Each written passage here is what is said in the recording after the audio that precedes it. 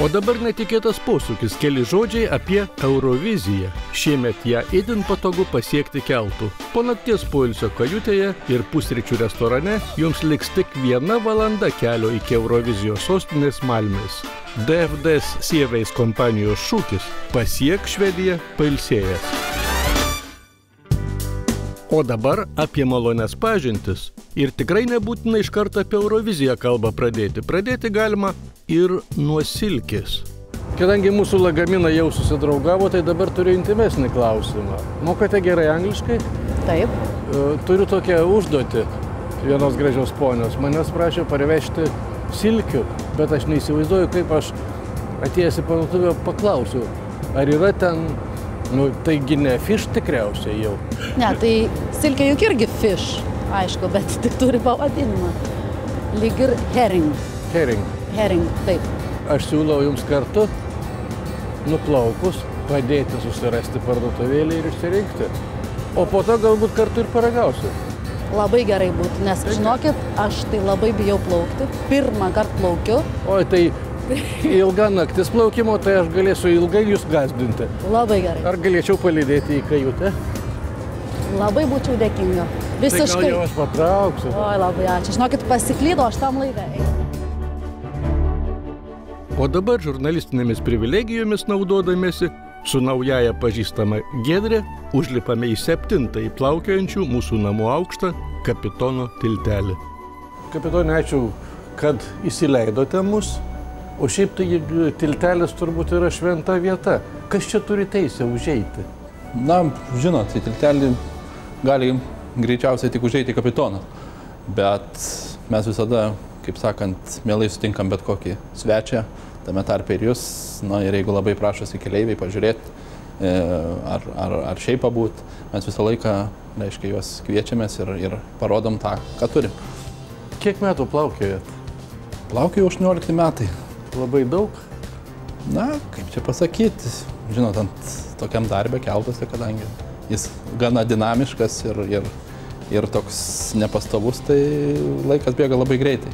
Nėra mokyklos, kuri ruošia kapitonus? Na, dėja, nėra tokios mokyklos, Henrikai, kad tapti iškart kapitonu, reikia kažkokį tai laiką pradirbti kelte ir įgyti nemažai patirties, kad galėtum valdyti laivą. Kuo jūs esate geresni už kitus ir kodėl mūsų Lietuvos pilietis turėtų pasirinkti būtent šitą DFDS kompaniją? Todėl, kad turbūt mūsų kompanija yra viena iš didžiausių Europoje. Mūsų keltai atitinka pačius aukščiausius saugumo reikalavimus, tai rodė ne 1 metų darbo praktika. Žinoma, tai yra labai patogu keleiviui naudotis mūsų paslaugomis, kadangi... Tai suprantat, žinoma kompanija, tai jau yra prekinis ženklas ir jūs jokių būdų negalite žemiau to ženklo vertės. Tai mes ir stengiamės, ne tik, kad žemiau, mes norim būti aukščiau tos vertės. Kiekvieną dieną mes dėl to ir dirbam, kad ne tik palaikyti tą prekinį ženklą, bet ir kažkiek tai tobulėti. Kaip smagu bebūtų kapitono tiltelyje, piktnaudžiauti svetingumu nevalia. Juolab, kad tikroji mūsų šeimininkė yra klientų aptarnavimo vadovė ponia Renata. Renata, norėčiau paklausti apie jūsų darbą. Jis tarsi toks, netoks svarbus kaip kapitono, o man kartais atrodo, kad jis beveik svarbesnis, nes su kapitonu susitinka ne kiekvienas, o su jumis kiekvienas. Priimat ir išlydit. Ar labai tai sunku? Nėra sudėtinga, todėl kad šiom pareigom turi tikti žmogus, turi turėti tam tikrų asmeninių savybių, sugebėjimų, jis turi būti komunikabilus, jis turi būti ekstravertiškas. Kalbas mokėti? Kalbas mokėti, be abejo. Kalbas mokėti. Ir tada tas darbas nebus sunkus. Ir vis tiek, žinokit, dabar kas nors mažiūri ir nesupranta, koks yra jūsų darbas. Jeigu taip į 3 eilutes sudėti, sutikti, toliau apgyvendinti. Apgyvendinti, skaniai pamaitinti, pasirūpinti, kad ramiai išmiegotų ir išlydėti. Nors kapitonas ir Renata užtikrino, kad Sieveis keltai vieni saugiausių pasaulyje, Giedrei pirmą kartą jūrą išplaukusiai vis tiek baisoka. Aš Titaniką mačiau, aš tikrai netikiu, kad čia mes galim ar negalim išsigelbėti. Žodžiu, iš tikrųjų baisu man, pasakykit. Jūsų jausmai yra visiškai natūralūs ir suprantami. Keltas visų pirma yra tikrai saugus, techniškai tvarkingas ir įgula gerai sukomplektuota ir yra gerai apmokyta. Jūs jaučiat kaip supa? Va tikrai, aš nežinau, o čia normalu, čia taip normalu? Čia yra normalu. Ir aš, kad jūs jaustumėtės ramiau, tiesiog galbūt jums parodysiu mūsų gelbėjimo priemonę, supažindinsiu. Kiekvienas įgulos narys, nesvarbu kokias užimtais pareigas, moka naudotis tos priemonės atsiprašau. Aš jūs parodysiu. Gerai, jau dabar gerai. Tai dabar žiūrėkit, o kaip tos priemonės, ką iškart su jom daryt? Gerai. Kur tos valtis dabar? Čia. Kaip, čia kaip nepatogu. Jūs nesibaiminti. Tai čia tos valtis, taip? Oi, gerai, tai žinokit jau. Na kągi, Giedrė jau švediškai rami, o ponia Renata laukia naujų mūsų klausimų. Kaip pasakyti, kuo jūs esate geri? Kodėl rekomenduotumėt keltų kelią? Visų pirma, kad jūs galite pasimti kelionę automobilį. Kol jūs vykstate šituo keliu, jūsų automobilis ilsisi krovininėme denėje. O jūs galite ilsėtis restorane? Jūs galite ilsėtis restorane ir bare. Ir žino, kas keliavo lėktuvu, ką reiškia susitalpinti viską į vieną lagaminą. Ir skaičiuoti kilogramus. Taip, ir mokėti už juos. Ir mokėti už juos ir vis rūpintis, ar aš neviršiau bagažo. Čia galite pasimti tiek, kiek telpa jūsų automobilį. Labai patogu keliauti su vaikais. Vėlgi, 3-4 valandas išlaikyti vaikutį kėdėje, lėktuvo sudėtingas. Didelis darbas. Čia jis gali vaikščioti kaip? Jis gali vaikščioti, turim puikų vaikų kambarį, kuris gali pažaisti, pabėgioti, padūkti. Mūsų kelte keleiviai gali pasirinkti iš begalės variantų. Restoranus turime 2. Vienas yra su švedišku stalu, kitas yra su aptarnavimu. Vėl tai priklauso nuo poreikių ir nuo pomėgio, kas kam labiau patinka. Barus taip pat turim 2. Vieną atviresnį, kur daugiau gali stebėti kitus žmonės praeinančius ir daugiau veiksmo, kitas yra uždaresnis. Kas mėgsta daugiau ramybės, daugiau privatumo ir panašiai. Koks skanus bebūtų vynas, taisyklės jo etikečių neleidžia rodyti. Tad pirmas egzaminas Giedrei – pokalbiai su optimasieviais keleiviais. O, jau. Matot, sakot, jūs jaudinatės, o aš matot labiau nesusikoncentravusi.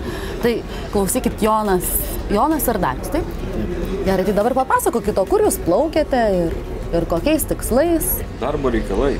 Darbo reikalai. Ja. Kodėl jūs būtent keltu plaukėte, o pavyzdžiui, neskrendate, nevažiuojate, dar kaip nors autobusu, nežinau, kokiais tik kitais būdais? Iš mano pusės truputį pigiau gaunasi ir... Skrist bijot? Ne, nebijau, skraidom. Ne, skrist skrendam, jokių problemų, bet ta prasme, norint įsigyti bilietą ir panašiai, jei aš plaukiu šiandien, nusprendžiau. Brangu lėktuvo tarp. Tai keltų kaip ir pigiau gaunasi. Jo. Tarkim, pavyzdžiui, nereikia tiek daug suplaukti priekį gyvenime. Šiaip kelionė jums patinka pati ar patogi? Personalas geras, malonus, problemų nebėra.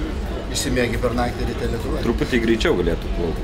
Galėtų greičiau, bet... Jo, greičiau plaukti. Bet kai mėgi, taigi nėra gal skirtumo iš Ką naktį veiktų paruošęs? Ką ten veiksi paruošęs, aišku.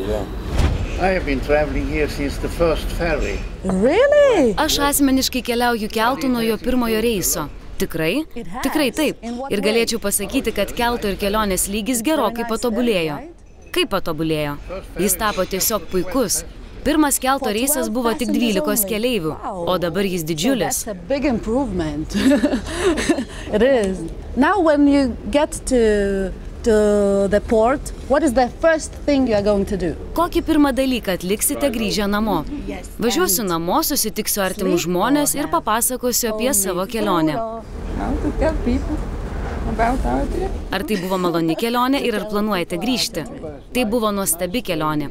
Lietuva yra nuostabus kraštas ir aš tikrai planuoju grįžti atgal. Oh, yes. Pasakykit, kodėl jūs dabar keliaujate keltu, o, pavyzdžiui, neskrendate lėktuvu? Ar manote, kad tai patogiau? Manau, kad tai yra kur kas patogiau ir pigiau.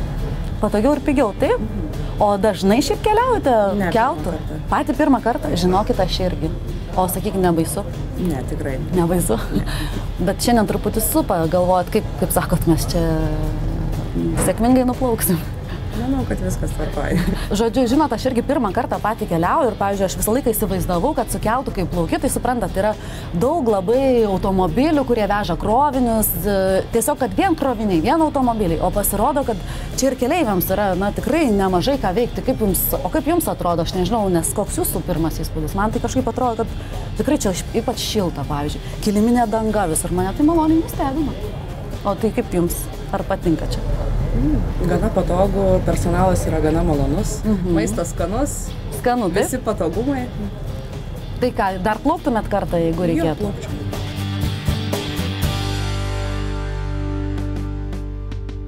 Egzaminas išlaikytas, galvoje kirba mintis apie bendrą darbą, bet vėliau apie tai. Karlshamne mus pasitinka gidės, ponė Birgit ir tipingoji švedė panelė Lota.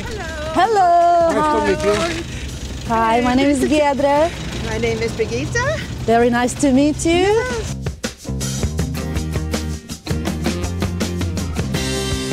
Ką ponė Birgita galėtų mums papasakoti apie šitą miestą?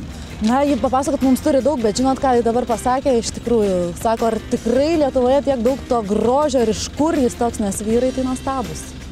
O, manęs tai visiškai nestebina, kadangi ponė Birgita yra tiek metų, kiek yra visoms mano gerbėjoms, aš esu šiek tiek nuliūdęs, nes norėčiau, kad būtų mano gerbėjos va tokios, kaip ponė, kaip jūsų vardas? Hello, my name is Lotta from the Priesigeis.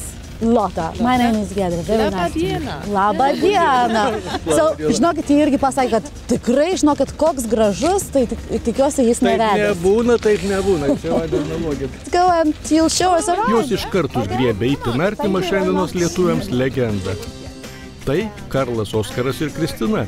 Prieš 170 metų jie iš Karlshamno emigravo į Ameriką. Ji žvelgia į ateitį, ji į namus, kuriuos palieka. Šiandienos švedų priešingai nei lietuvių emigracija nebetraukia. Bet tai jau kitų mūsų reportažų tema. O dabar praktiškai be žodžių apie tai, dėl ko į Karlshamną smagu su šeima ar mylimąja nuvykti.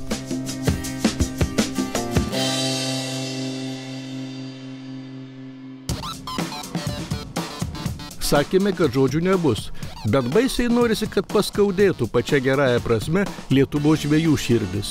Čia Moriumsono kaimelis, bene labiausiai Europoje žinoma lašišų žvejybos vieta. Čia pagauta ne viena žuvytė, vėliau papuošusi net Gineso rekordų knygą. O švedai hiperbolizuoja. Jie sako, kad lašišų žvejybos čempionatas, pasaulinis, čia vyksta kasdien. Na, o mes su Giedre taip pat pagauname savo svajonių žuvį. Garsė švediška silkė, su garstyčiomis ir vos ne su vyšnių pagardais. Štai čia ir yra tai, ko mes ieškojom, mūsų šitą gražioji silkė. Tik tai čia yra vienam padaže, čia kitam padaže, čia su garstyčiom. Imam? Imam. Jei nežvejojate, tuomet į mokslo centrą Creativum. Tai 100 pasaulio išradimų vienoje vietoje. Švedų šeimos čia ateina ryte ir išbūna iki vėlyvo vakaro. Va, žiūrėkit, čia yra atgal, čia yra į priekį. Tai nedaužykit laivo, ką jūs darot? Palaukit. Esu su seneliu žvejojęs, tai dabar žiūrėkit. Nu ir žuvytė. Tu savo. Kam jūs tą silkę vešit? Va, žiūrėkit, toj mes čia konservų pridarysim. Aš jau neturiu jėgų.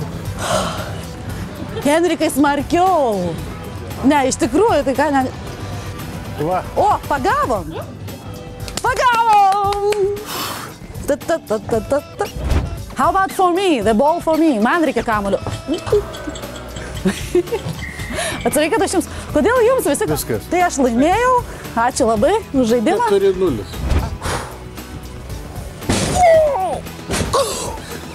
Gyva? Visų švedų vardų atsiprašau. Kokiu įspūdžiu bet neštų diena, ji visuomet baigėsi. Jei keliauji laivu, ji baigėsi skane vakarienė laive. O šiaip, Giedrė, sakykit, kaip jums patiko kelionė? Žinokit, patiko. Iš tikrųjų patiko. Nors labai bijojau, galvojau... Supimo? Labai supimo bijojau, apskritai bijojau pirmos kelionės laivu. Kiek aš žinau, dabar keletą savaičių jūs esate visiškai laisva. Taip, o ką? O teisingas moteriškas klausimas, o ką? Ką siūlot? Laidos. Va. Labai intimus gestas. Laidos Lietuva jūrinė valstybė kūrybinė grupė jums siūlo ir toliau su mumis padraugauti. Yra labai daug įdomių objektų Klaipėdai, aplinkiniuose rajonuose, pramoninių, jūrinių. Ir jeigu jūrą mylite, mes galim susitikti jau kitoje laidoje. Man reikia pagalvoti. Yra kliučių? Nėra. O jūsų draugas? Sutinku. O jūsų draugas? O ką draugas? Sakys, koks čia Vaitiekūnas atsirado? Apie tai vėliau pakalbėsim, gerai? Vėliau tai vėliau.